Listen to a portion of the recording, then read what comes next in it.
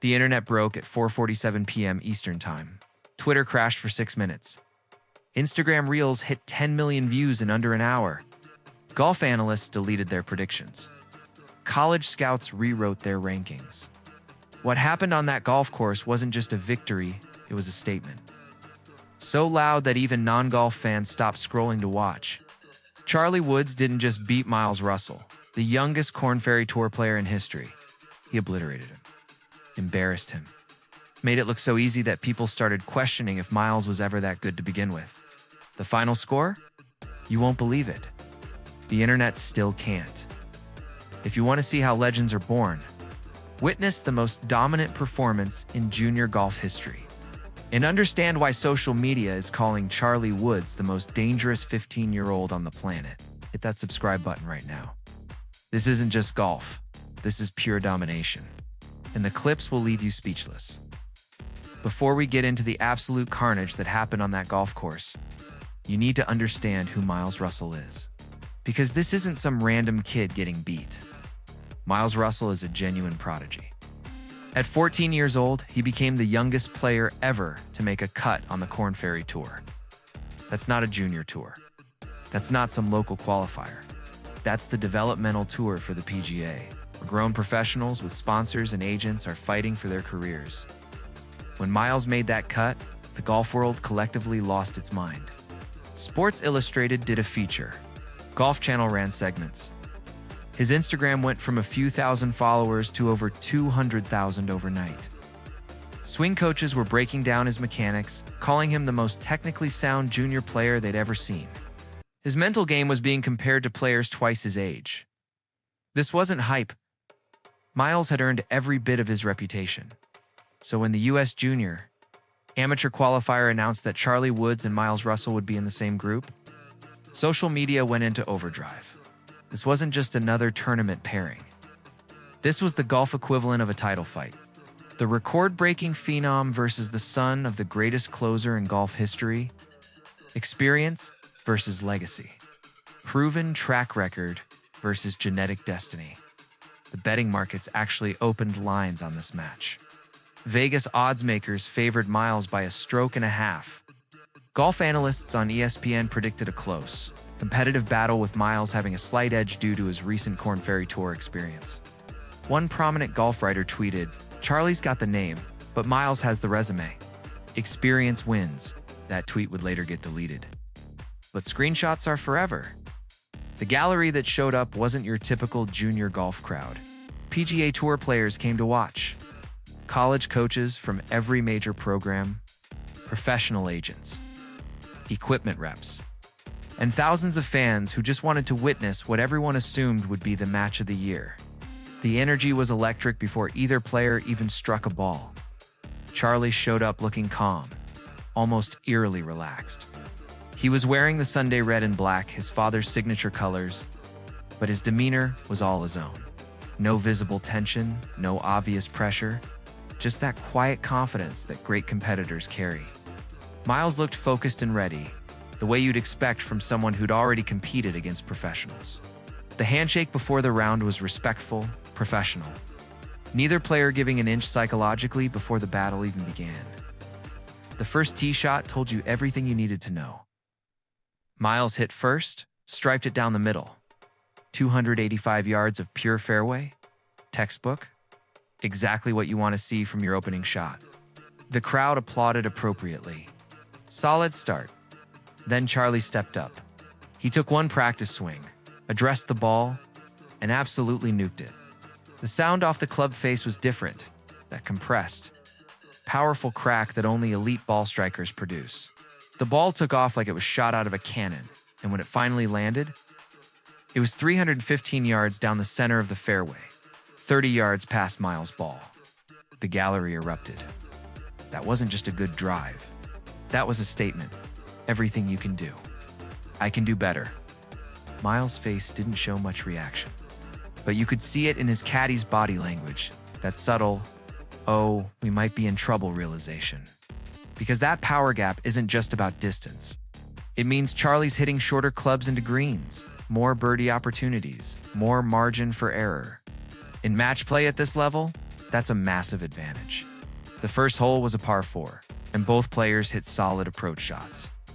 Miles to 20 feet, Charlie to 12. Miles lagged his putt close and tapped in for par. Routine, professional. Then Charlie stepped up to his 12-footer and drained it like it was a tap-in. Birdie won up through one hole. You could already feel the momentum tilting.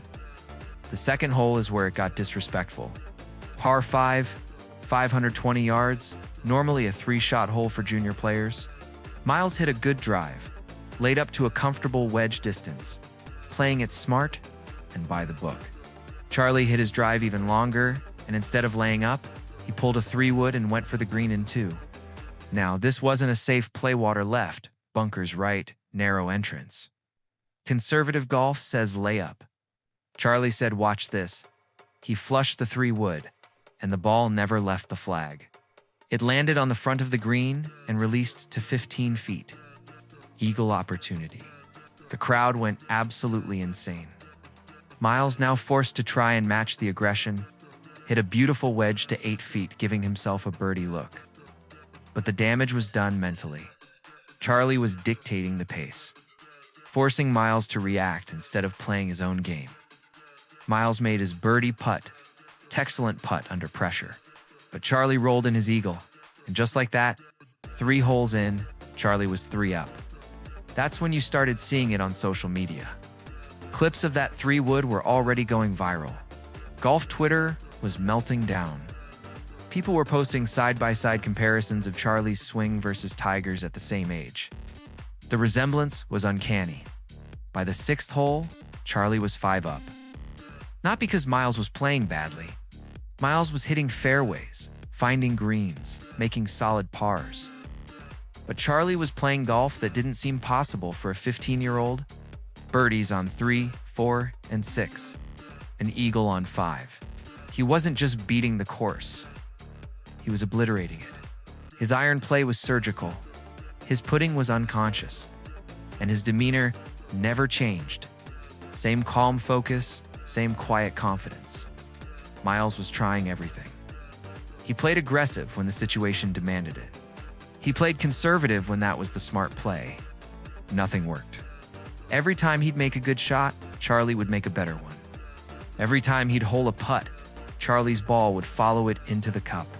It was like watching someone play a video game on easy mode, while their opponent struggled on. Expert, the turning point, if you can even call it that, since Charlie had dominated from the start, came on the 9th hole.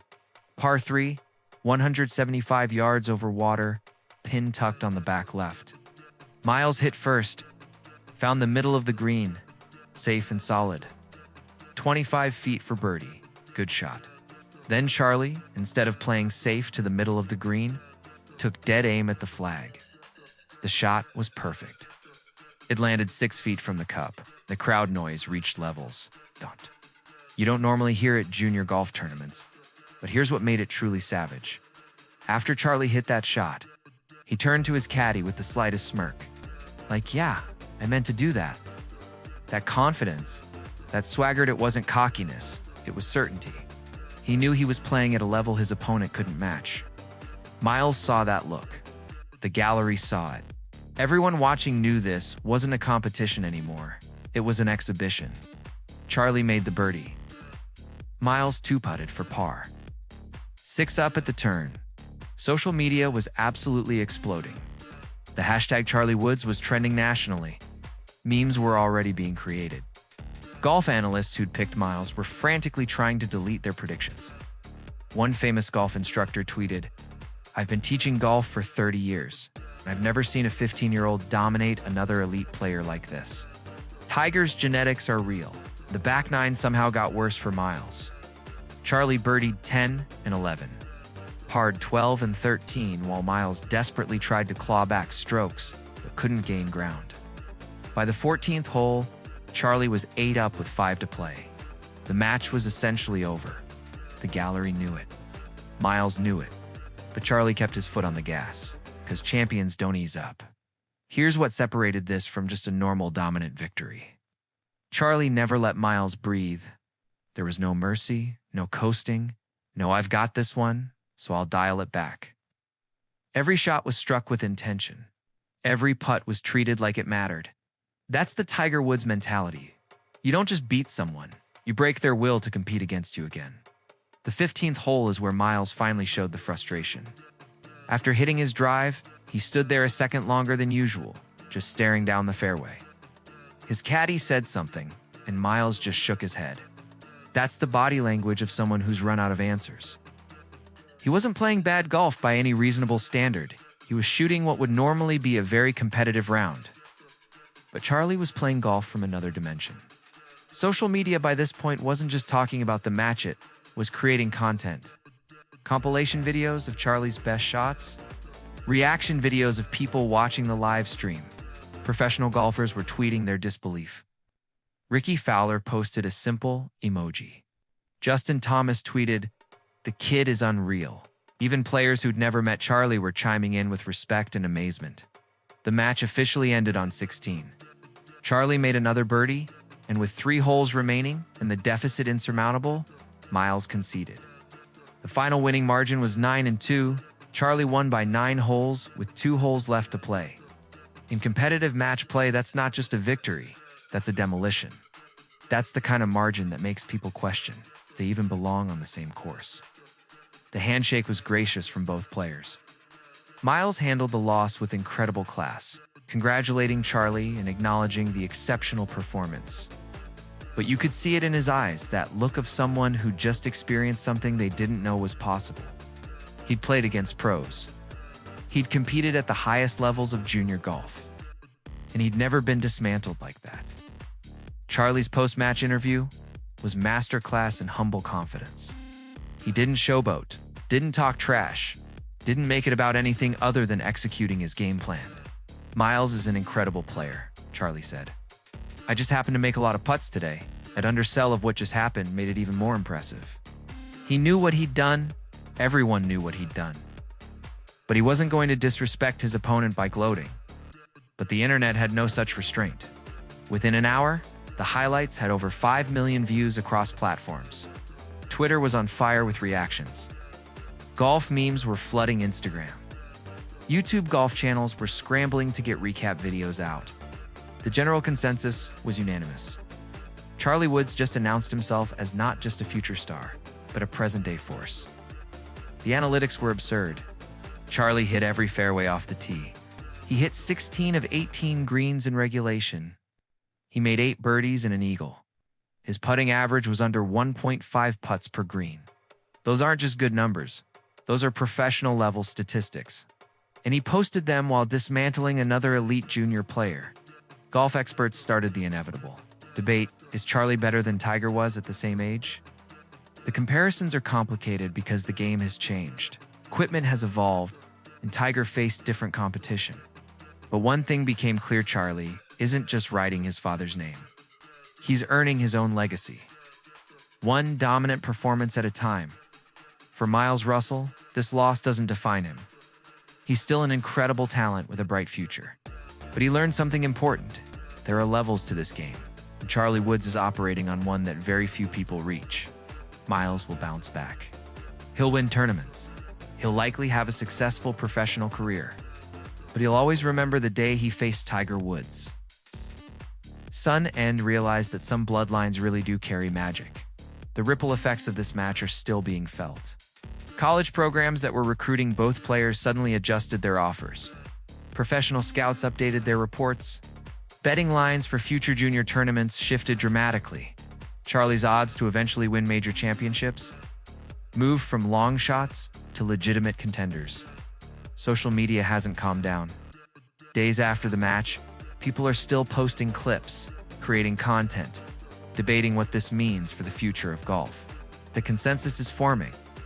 We just witnessed the coronation of golf's next superstar. Not in 5 years, not when he turns pro right now at 15 years old. Charlie Woods is must-watch television. What makes this particularly fascinating is how Charlie handled the pressure of expectations. Being Tiger Woods' son could have crushed him. The comparisons, the scrutiny, the constant judgment, it would destroy most kids. Instead, he's used it as fuel. Every doubter becomes motivation. Every comparison becomes a challenge to prove he's not just Tiger's kid, he's Charlie Woods. And that name is about to mean something on its own. Miles Russell walked away from that course, having learned what the rest of junior golf is about to discover. Charlie isn't just good for his age. He's not just living up to his name. He's not just the future. He's the present, and he's coming for everyone. The internet went crazy because people recognized they were watching history, the birth of a legend, the emergence of a champion, the continuation of a dynasty. 9-2. That's the number that will be remembered. Not just the margin of victory, but the statement it represents. Charlie Woods didn't beat Miles Russell. He demolished him, dominated him, and sent a message to every junior golfer in America: the throne has a new heir, and he's not waiting his turn.